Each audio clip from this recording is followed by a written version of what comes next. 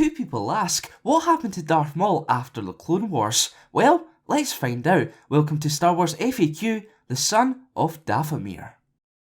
Following the duel of Mandalore, Sidious took Maul as his prisoner and brought him to the remote world of Stygian Prime, where the CIS operated a prison in the mountains. However, on Almec's orders, Maul's Death Watch pursued the craft, intending to rescue their leader.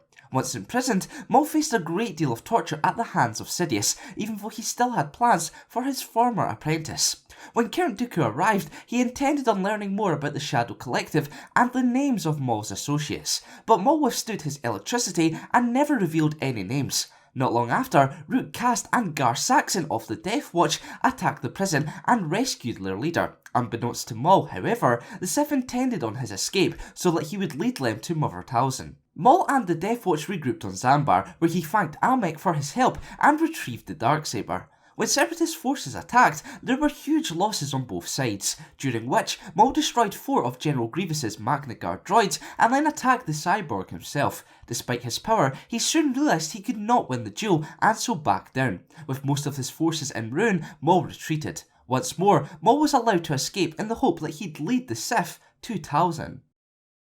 As Grievous and his superiors predicted, Maul made contact with Mother Talzin after leaving Zambar, calling out to her through the Force for guidance. Anticipating that Sidious hoped to lure her into a trap, she ordered Maul to travel to Ord Mantell, where the Black Sun had a base of operations. Once there, Talzin wanted him to gather his forces once more for another battle against the Separatists, this time luring Grievous and Dooku into a trap of their own. Although reluctant at first, the Black Sun quickly began gathering ideas about the upcoming battle.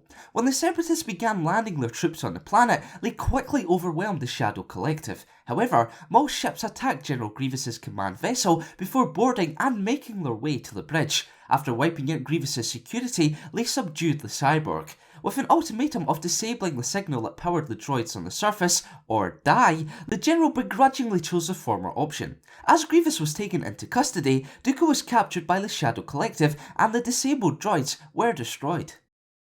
Following the battle, Maul contacted Talzin again, who was off-world. He told her about the capture of both Grievous and Dooku. With the goal of eventually exacting revenge on Sidious, Maul and his forces left Ord Mantell and made their way to a Mandalorian supply outpost. There, he contacted Sidious, informing him of the recent events. Nonchalantly, the Dark Lord of the Sith claimed he had no further use for both the leaders and told Maul to kill them. However, the former Sith Lord had other plans. Maul tempted Dooku to join him since they both had common ground, the betrayal of Sidious. But Dooku could never trust the pairing of Maul and Talzin since the latter tried to kill him once upon a time. Later, a Jedi-led Republic assault team attacked the supply post. With their lives at stake, Dooku feigned an alliance with Maul, whilst Grievous used the chaos to escape in an escape pod. After a brief encounter with the Jedi, both Maul and Dooku managed to escape also.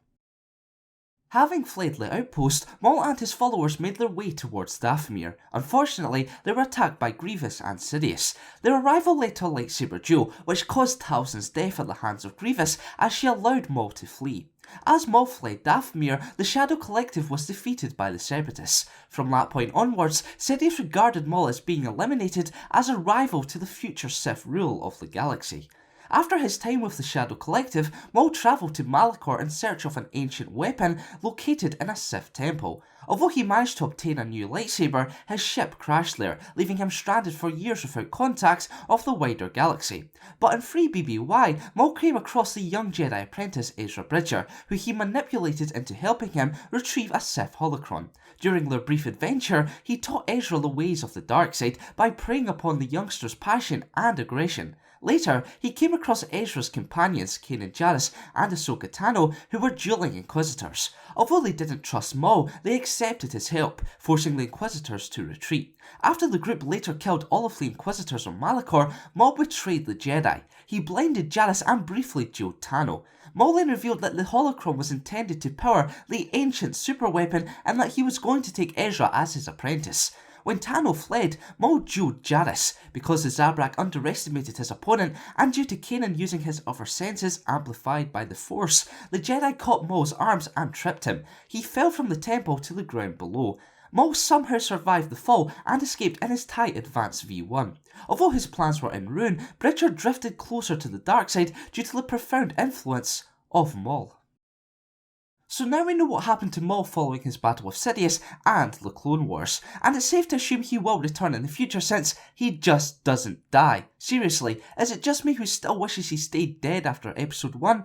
I am a huge fan of Maul, by the way, but I just think his storylines are overkill at this point, so let me know your thoughts down below. If you have a question about someone or something from the Star Wars universe, then leave a comment below and I'll answer it at some point in this series. Thanks for watching, and for more Star Wars FAQs, keep it locked here to the King Sands. In front of the rest of the Death Watch, Maul claimed he was the new leader, taking the Darksaber for himself. Not everyone chose to swear allegiance to Maul, however, causing many to follow Vizsla's lieutenant instead, Bo-Katan Kryze.